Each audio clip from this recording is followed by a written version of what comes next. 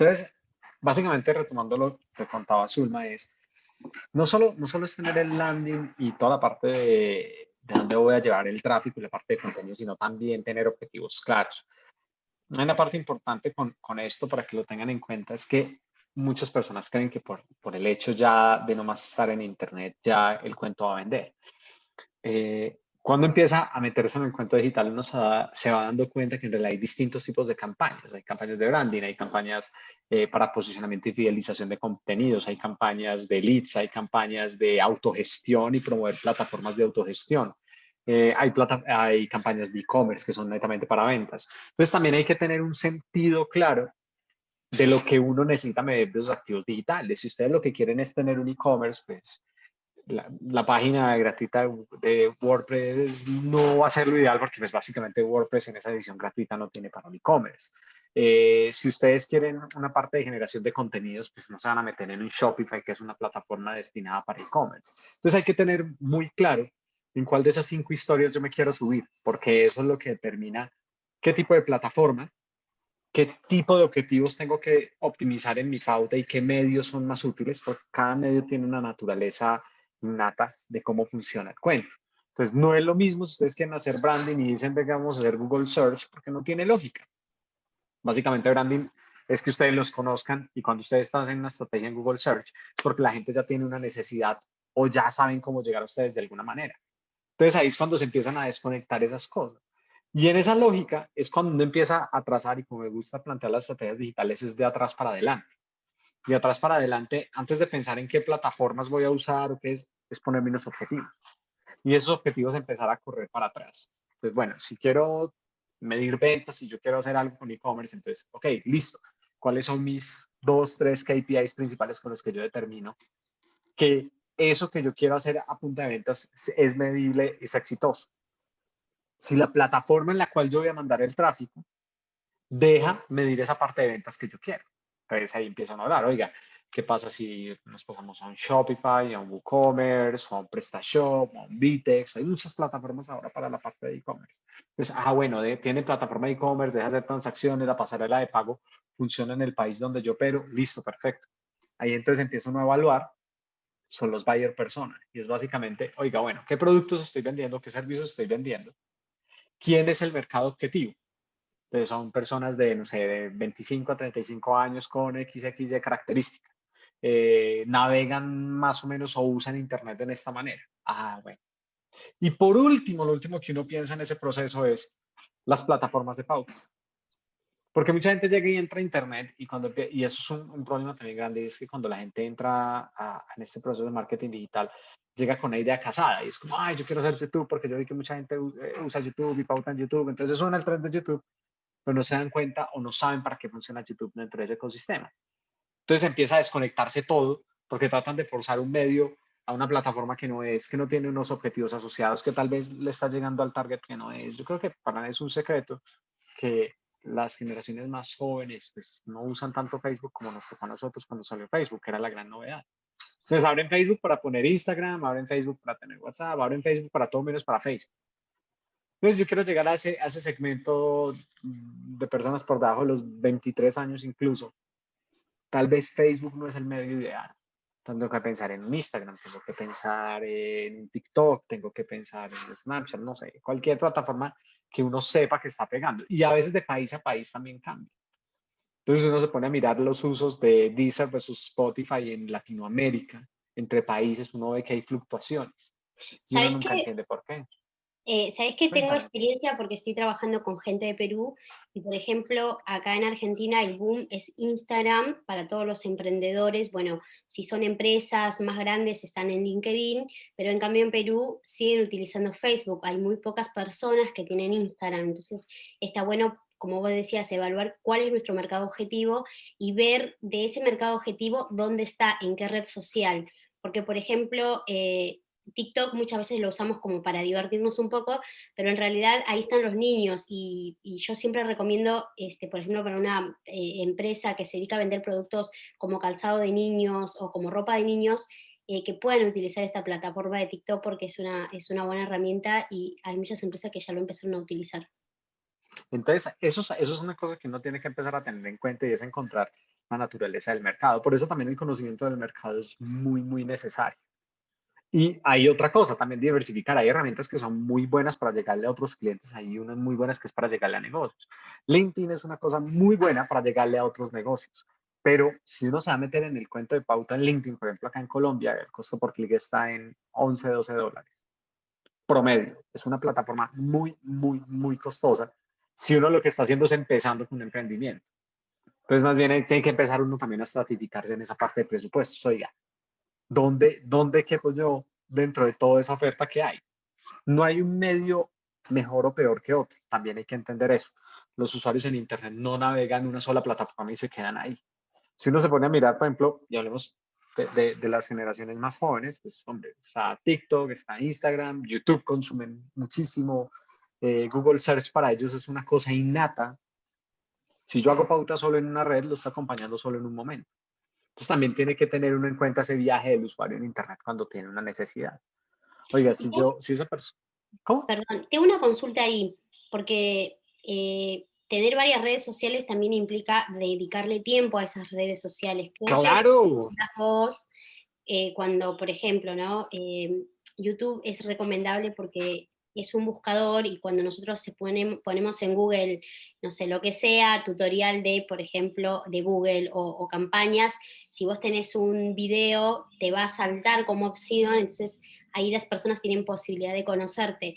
Y también Instagram y también Facebook y también la página, ¿cómo, ¿cuál es tu recomendación para los emprendedores? Porque por ahí entiendo que las empresas ya tienen designados sus áreas, bueno, lo trabajan de otra forma, pero ¿qué es lo que recomendás a un emprendedor? Que está bueno tener todas estas herramientas, pero al mismo tiempo el tiempo que implica tener que administrar estas redes sociales se vuelve un poco tedioso, ¿no? pues mira, lo primero que hay que entender es que en realidad YouTube es un buscador muy raro, porque, o muy raro no, es atípico a comparación de lo que uno considera un buscador. O sea, tú entras a Google y puedes buscar tiquetes baratos, pero tú no entras a YouTube a buscar tiquetes baratos. Tú buscas, pero no buscas tiquetes baratos. Tú buscas top de playas para visitar, no necesariamente el tiquete. Entonces, si uno pone esa diferencia entre esas dos búsquedas, entre una persona que apenas está buscando la playa a la que quiere viajar y alguien que está comprando un tiquete, hay una diferencia gigante en el aprendizaje de ese usuario. Entonces, uno lo que hace es uno hace una pauta para personas que están buscando top de playas.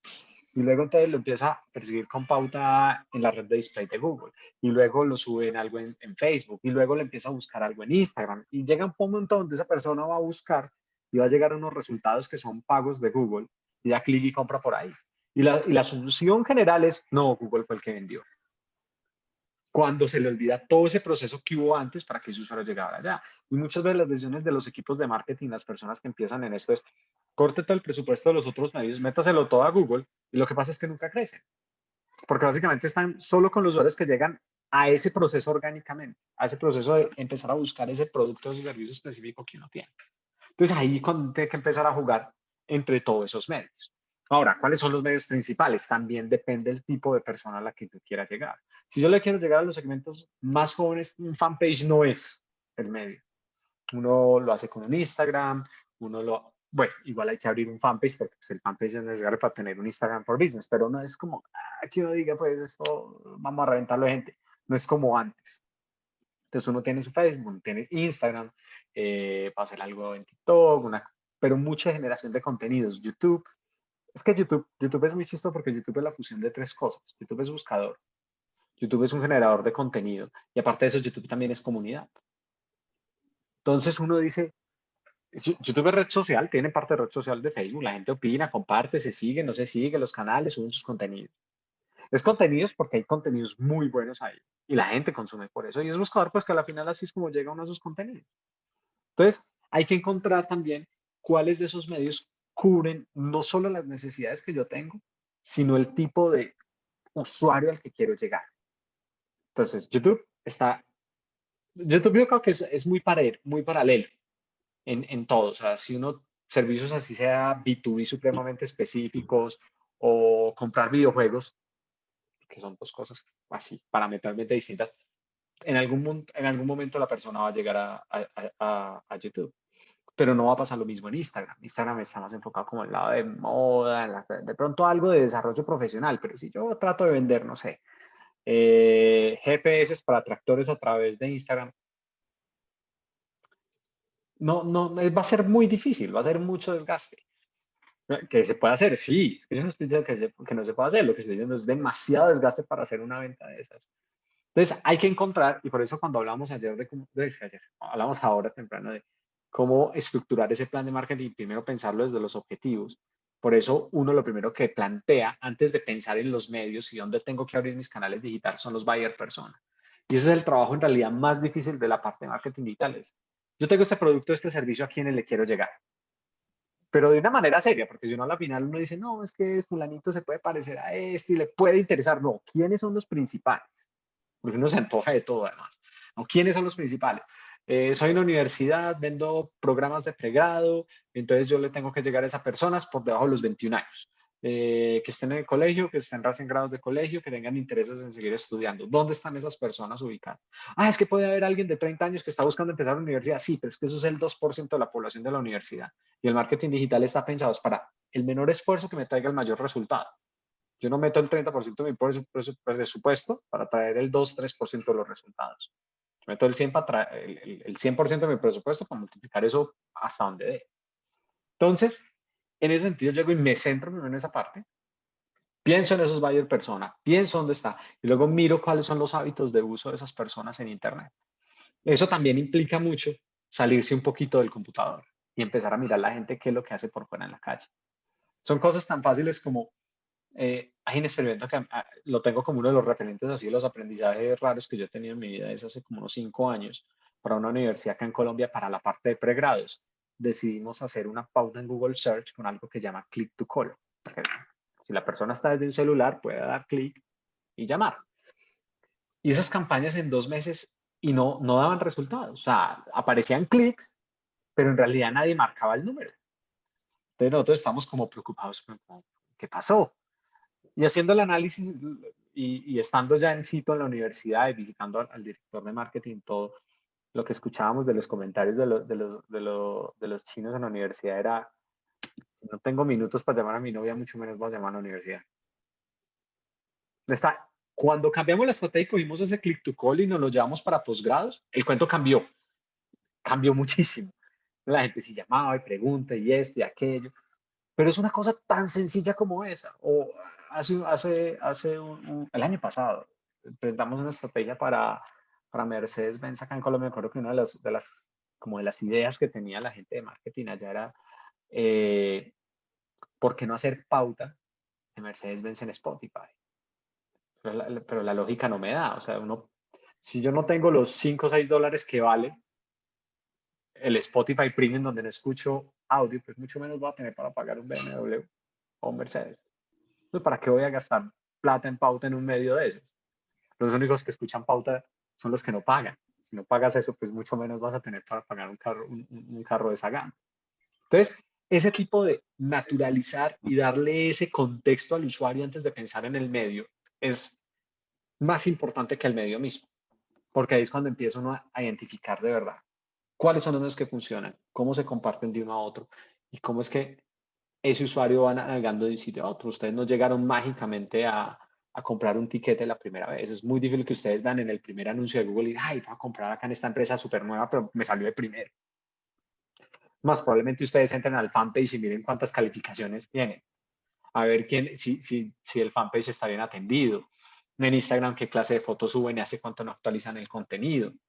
Entonces, a uno cuenta también que toda esa parte de pauta depende también de algo de social media y de ese mantenimiento del social media. Entonces, sí, digital es muy exigente y se está volviendo muchísimo más exigente. Hay muchos canales de comunicación, hay muchos frentes porque no es solo lo de pauta, también está lo orgánico. Y el usuario ahorita es más quisquilloso. Entonces el usuario llega y dice, venga, busco el review. Es la paradoja de Amazon. Ustedes van a comprar un producto en Amazon, ven 5.000 reviews de 5 estrellas, pero el primero que ven es el único de una estrella. Y ustedes, la venta les hace como cortocircuito, como, ¿qué pasó ahí? Y ven que no, eso lleva años y nadie lo responde. Entonces, ese tipo de atención al cliente en realidad se vuelve mucho más exigente. pero también es más fácil que tener un punto de atención físico. Entonces, después de que uno cubre todos esos frentes, es que uno puede empezar a hablar de una estrategia de marketing digital. Y ahí ya entonces empiezan a pensar en los medios. Entonces, Google, Facebook, TikTok, y empiezan a hablar de audiencias y de hábitos de consumo.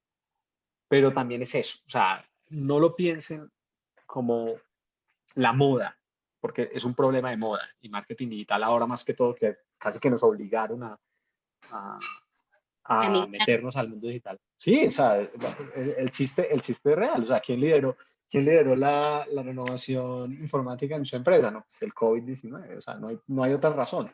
Y lo hablamos esta tarde con un par de amigos de otras agencias que decían algo como, no, los primeros 2 meses fueron terribles.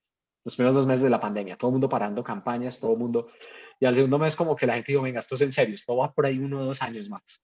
Ujú. Y todos pues a reactivarse. ¿Cómo? Por internet. Y uno lo ve en los e-commerce, aquí más que todo en Latinoamérica. A mí también me parece muy chistoso cuando llega gente aquí en Latinoamérica y dice es que en Estados Unidos, estaba hablando hace un año, o sea, en Estados Unidos los e-commerce venden al 5%, al 20% del tráfico. Eso no pasa en Latinoamérica. La realidad de nosotros es completamente distinta. Es que PricewaterhouseCoopers dijo que en Europa el año pasado las ventas online crecieron desde mobile 300%. Eso no pasa en Latinoamérica. La realidad de nosotros es completamente distinta. Y lo que pasó es que cuando nos empujan a todo lo digital, y nosotros vemos los resultados ahora de las tasas de conversión de un e-commerce aquí en Latinoamérica. Tasa de conversión es de todos los visitantes el promedio cuánto compre. Cuando nosotros estamos en un promedio del 0.75 acá en Colombia, salta uno al 1.25. Eso es casi el doble. O sea, no es como que uno, si uno lo ve numéricamente, dice, eso no es mucho. Cuando uno lo mira en volumen, dice, es casi el doble. Es un crecimiento importante. Pero, por ejemplo, lo que pasó en Estados Unidos es que en 3 meses tuvieron el mismo crecimiento digital que en los últimos 8 años juntos. Entonces, el próximo año van a llegar los números de Ana Sirena. En 3 meses tuvimos el crecimiento digital de 8 años juntos. Sí, en Estados Unidos, aquí no, aquí los duplicamos. Es un número muy bueno. No estoy diciendo que no, pero no está a ese nivel tampoco. Entonces, primero, eso de la realidad del mercado y cómo ponerlo en contexto con todas esas cosas es importante también tenerlo en cuenta. Entonces, la gente a veces bloquea y simplemente por el hecho de la moda decir, es que en Estados Unidos pasó esto, entonces venga, yo hago esto mismo acá.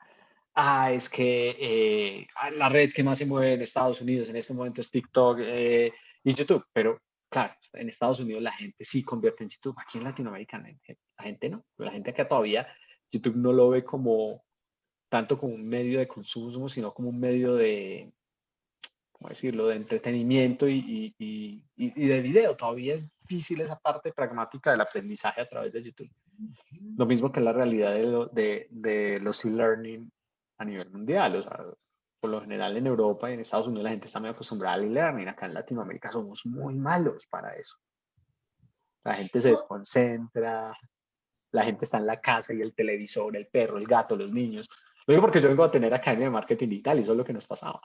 Cuando vendíamos los cursos online, la gente, el curso, no, como malo, ¿por qué no dejé de ir? Pero el curso lo acabó, no. Es porque el curso es malo, no, porque dejé de ir. O sea, se transfieren la culpa.